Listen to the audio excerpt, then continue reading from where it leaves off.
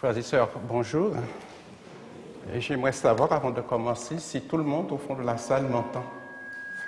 Sinon, il est temps, les techniciens peuvent encore agir.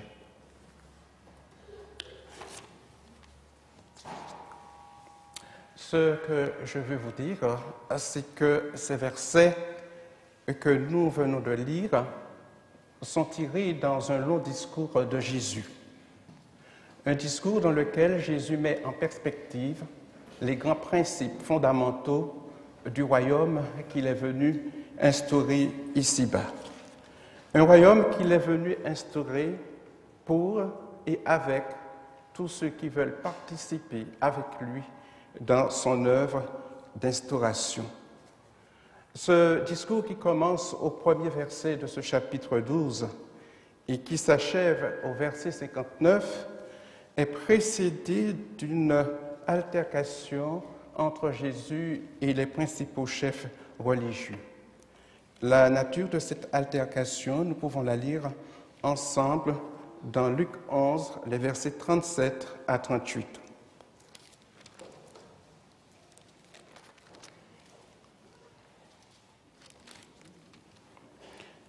Luc 11, 37, 38. Pendant que Jésus parlait, un pharisien le pria de dîner chez lui. Il entra et se mit à table. Le pharisien vit avec étonnement qu'il ne s'était pas lavé avant le repas. Et pour plus de précision, je vous propose un autre texte parallèle, Marc 7, les versets 1 à 2. Les pharisiens et quelques scribes venus de Jérusalem s'assemblèrent auprès de Jésus. Ils virent quelques-uns de ses disciples prendre le repas avec des mains impures, c'est-à-dire non lavées. En fait, pour faire simple, frères et sœurs, d'après cette lecture, on reproche à Jésus et les siens de ne pas se soumettre aux principes élémentaires d'hygiène et sanitaire. Ces principes consistant à se laver, notamment les mains, avant de se mettre à table. À vrai dire, sans entrer dans un long discours sur l'hygiène, et si l'on considère l'unique problème sur ce plan, on peut dire que cette remarque n'a rien de désobligeant. Pourquoi? Parce que c'est une prescription liée à une prescription donnée par Moïse, et d'autre part, dans ce même évangile, Jésus lui-même en a fait la même remarque à un certain Simon. Je ne pense pas que Jésus ait été blessé, ni qu'il ait manifesté une susceptibilité maladive. En revanche, l'état d'esprit de cette remarque faite n'était pas sain. Pourquoi? Parce que il n'indiquait pas une attention particulière pour la personne de Jésus. On ne décèle aucun sentiment de sympathie. Au contraire, ce n'était que de l'hypocrisie. Les pharisiens guettaient la moindre occasion pour piéger Jésus et l'accuser de violation à la loi.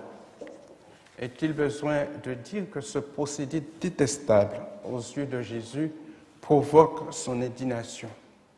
D'ailleurs, sa réponse l'a démontré clairement et a donné lieu à ce que nous appelons encore aujourd'hui dans nos Bibles les 7 malheurs des pharisiens. En effet, en 10 versets, toujours au chapitre 11, les versets 42 à 52, Jésus dira « Malheur à vous, scribes et pharisiens hypocrites ». Et il argumentera ses propos par des faits relatifs à l'hypocrisie. Le verset 53 confirme les pressentiments de Jésus des mauvais desseins des chefs religieux à son égard. On peut lire le verset 53 du chapitre 11. Quand il fut sorti de là, les scribes et les pharisiens commencèrent à le presser violemment et à le faire parler sur beaucoup de choses, lui tendant des pièges pour surprendre quelques paroles sorties de sa bouche. Et c'est sur ces entrefaits, d'après le plan de lecture de Luc, ce n'est pas inopinément que l'évangéliste rapporte que les premiers mots de ce discours de Jésus sont de les mettre en garde contre l'hypocrisie des pharisiens. Il leur dit au verset 1 de ce chapitre 12, la deuxième partie, « Avant tout, gardez-vous du levain des pharisiens qui est l'hypocrisie. » Et là aussi, il leur donne des arguments afin qu'ils ne se laissent pas prendre au piège. Il leur dit, il n'y a rien de caché qui ne soit découvert, ni de secret qui ne doit être connu.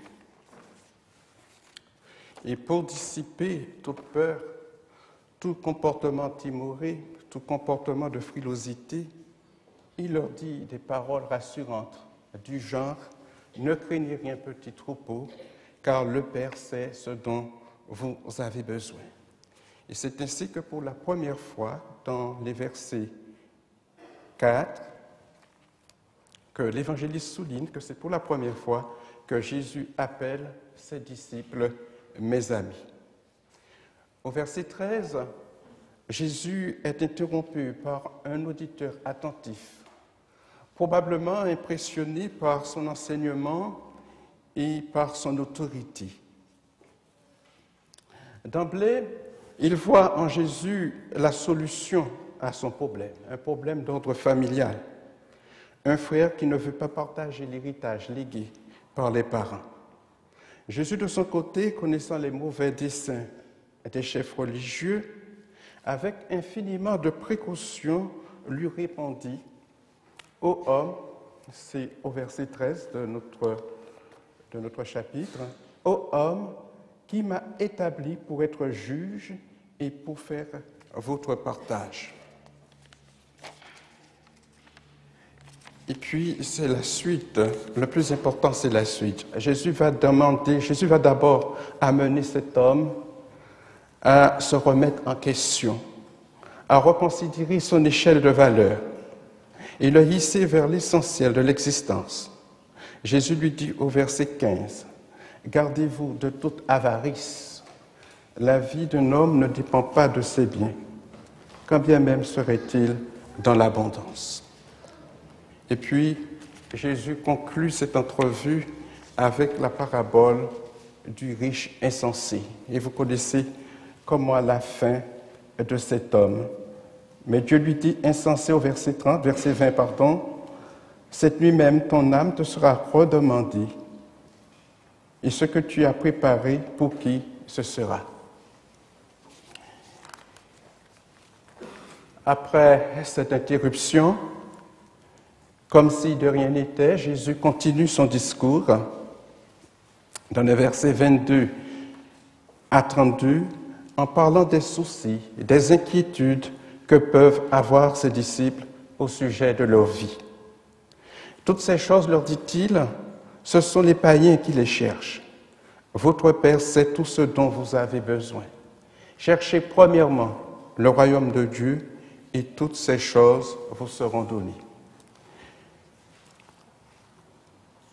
Les versets 35 à 40 s'articulent sur les avertissements concernant sa seconde venue.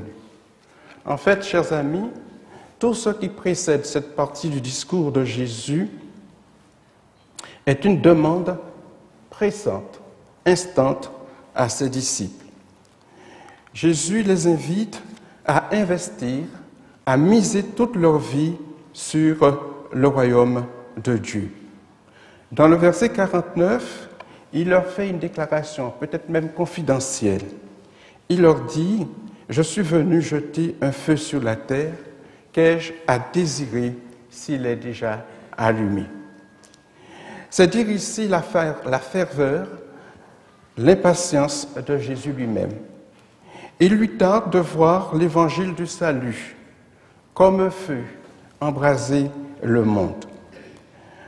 Cette déclaration nous permet de comprendre le sens général de ce discours. Jésus demande aux disciples leur participation, leur collaboration pour faire grandir au plus vite son royaume et si vous préférez, pour faire grandir son Église. Il leur dit en substance, au verset 33, un peu plus haut, « Vendez ce que vous possédez et donnez-le en aumône. Faites-vous des bourses qui ne s'usent point, un trésor inépuisable dans les cieux, où les voleurs n'approchent point et où la teigne ne détruit point. » Et pour les aider à faire le choix nécessaire, il leur dit encore au verset 32, « Ne craignez rien, petit troupeau, car votre Père a trouvé bon de vous donner le royaume. » Chers amis, les recommandations que donne ici Jésus s'inscrivent sur un fond de zèle, d'oubli de confiance, ce qui explique assez bien sa dernière recommandation. Vous aussi, tenez-vous prêts, misez toute votre vie dans la perspective du grand rendez-vous. Eh bien, chers amis, comme les disciples, nous sommes invités à veiller. Sachant qu'en araméen, la langue de Jésus a deux sens comme en français. Le mot veiller a deux sens. Restez éveillés et veillez sûr. Lorsque Jésus demande à ses disciples de veiller dans l'attente de sa venue, il emploie ce mot dans le deuxième sens. Il est évident qu'il ne leur demande pas de se priver de sommeil. Ce serait contraire à l'attitude de confiance déjà préconisée dans l'Ancien Testament. Par exemple, dans le psaume 127, verset 2. Lisons ce passage ensemble. Psaume 127, verset 2.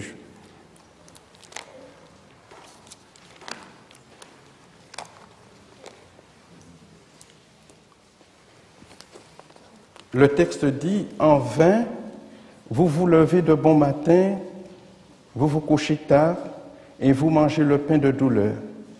Il en donne autant à ses bien-aimés pendant leur sommeil. » On peut donc traduire, point n'est besoin de se priver de dormir, de raccourcir nos nuits. Le texte dit, Jésus donne autant à ses bien-aimés pendant leur sommeil.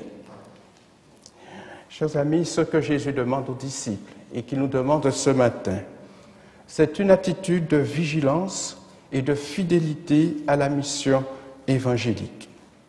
Concrètement, il traduit cette consigne de vigilance par l'expression « restez en tenue de service et gardez vos lampes allumées ».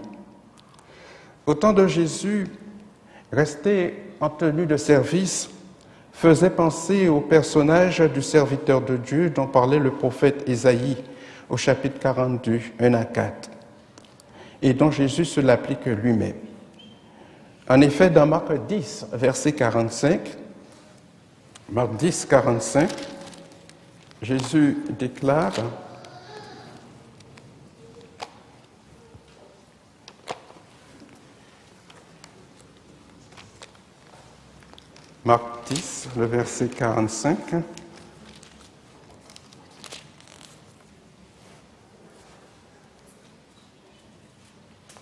Car le Fils de l'homme est venu, non pour être servi, mais pour servir et donner sa vie comme la rançon de beaucoup. »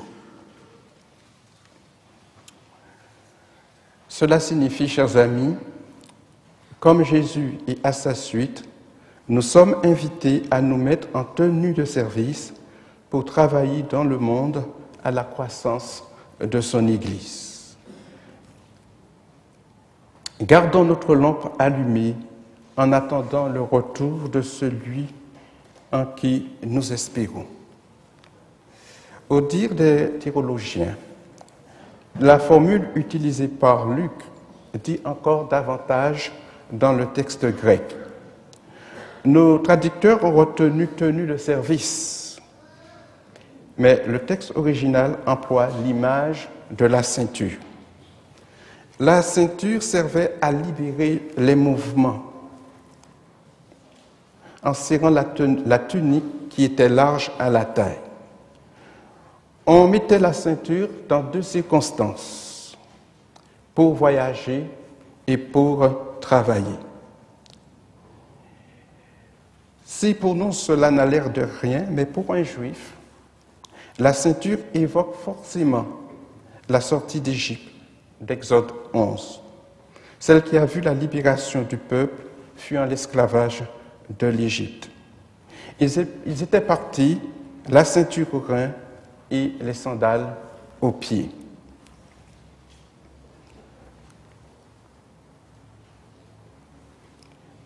Nous sommes aussi, chers amis, en tenue de service, puisque le royaume grandit, ou l'Église grandit, à la mesure de notre engagement. Puis il reste une phrase bien étonnante dans ce discours de Jésus. Le texte dit que le maître prendra la tenue de service. Cette phrase est tellement incroyable que Jésus l'introduit dans sa fameuse formule « En vérité, je vous le dis ». Jésus l'utilise chaque fois qu'il veut nous dire des choses difficiles à accepter par les communs de mortels. Je vous prie de relire avec moi ce passage au verset 37 de Luc 12.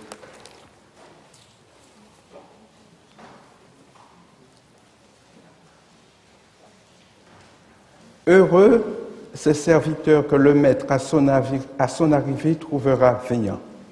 Je vous le dis en vérité, il se tiendra, les fera mettre à table et s'approchera pour leur servir. Oui, nous avons bien lu. Le maître nous servira. C'est en quelque sorte peut-être pour nous le monde à l'envers. Mais à son retour des noces, Jésus, le Fils de l'homme, nous fera partager sa joie. Et c'est, me semble-t-il, ce que nous vivons à chaque célébration de cette scène dans notre Église. Le Maître nous fait passer à table. Il nous sert, nous nourrit de son corps, nous les ouvriers qu'il a embauchés pour l'avancement de son Église. Frères et sœurs, nous comprenons le choix de ce chapitre 12 de l'Évangile de Luc qui nous rappelle que ceux des nôtres qui se sont endormis, qui nous ont devancés, ont laissé désormais leur tenue de voyage et de service. Ils sont arrivés au bout de leur pèlerinage terrestre et attendent le grand réveil. C'est le Seigneur qui le reçoit et qui les sert. Les vivants ne seront pas en reste. Chers amis, ma prière pour chacun de vous ce matin est que le Seigneur nous aide à bien comprendre la notion de service dans l'Église, ne serait-ce qu'à travers l'exemple qu'il nous a donné. Amen.